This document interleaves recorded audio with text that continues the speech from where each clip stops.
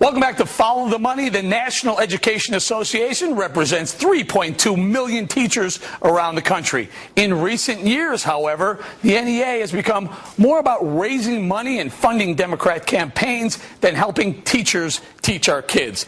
Take a listen to Bob Chanin, NEA's top lawyer, at his 2009 retirement speech. It is not because we care about children, and it is not because we have a vision of a great public school for every child. NEA and its affiliates are effective advocates because we have power. Power. Not about the children, about the power. It was about the children, and it is about the children, and this despicable slip underlies the real agenda of the NEA. Raise money, create power, use that power to elect people who will secure your tenure, your 185 workday years, and your last in, first out approach to teaching our kids. And just days ago, after a speech from VP Joe Biden, the NEA announced a $10 assessment to teachers' dues. For what? The kids? Nope. Chalk and erasers? $10 from all 3.2 million teachers is going to go into a Re-elect Obama and Friends fund. Let's see. Simple math here. $10 times 3.2 million equals $32 million, and I can thank the Jesuits for that. Oh boy, Chanin was right. For the NEA, it wasn't and isn't about the children. Joining me now is Danny Kofke, special education teacher and author of the book, How to Survive and Perhaps Thrive on a Teacher's Salary. Hey, Danny, tell me about it, the NEA. What's your view of the NEA? And by the way, what about this $10 fee that you're going to get charged to, I guess, re-elect some Democrats? Well, I'm not a member of the union, so I won't get docked that $10, and I didn't even hear that. So that, to me, is crazy. I don't know, and you would have to tell me if they have to pay it up front, because that isn't right. Because personally, I'm more of a conservative, so I lean more towards that side. And the NEA, I know, naturally leans more towards the liberal side. So I would assume, like you just said, that $10 would go towards President Obama.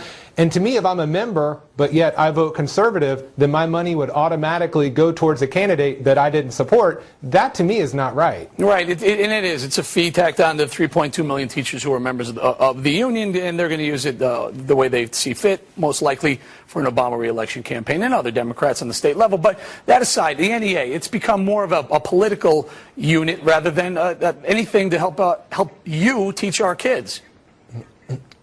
Correct. I was, and I'll tell you, when I was in Florida, I was a member of our union down there.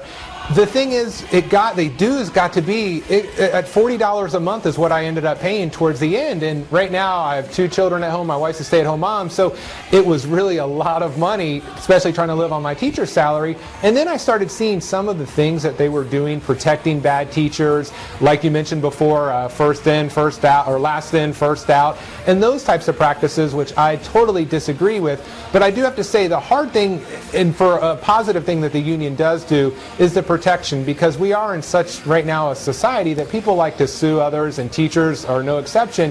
So the protection that they do offer sometimes can help, because some lawsuits can be very, very costly. So the hard part is, though, I think the pendulum has swung to where they aren't really doing a good job of protecting good teachers and looking out for our rights, pay raises, those types of things, where they look more towards helping those teachers that, in my estimation, don't really deserve it. Danny, only about half a minute or so. Tell us, there's a big scandal going on right there in Atlanta now. What I read, 80% of the teachers in the Atlanta area have been found guilty or have admitted to cheating, helping kids cheat on tests, so they can raise their test scores to make the district look better? Yes, it was 80% of the schools in the Atlanta city public school system, and it made the superintendent, she got National Superintendent of the Year, I think it was in 2009, because the test scores rose so much. But yes, widespread cheating, teachers erasing marks, giving answers, horrible, horrible, horrible. All right, we're going to have to leave it there. Thank you for your time, Danny Kofke, and good luck with raising the 2 kids. Appreciate your time, sir.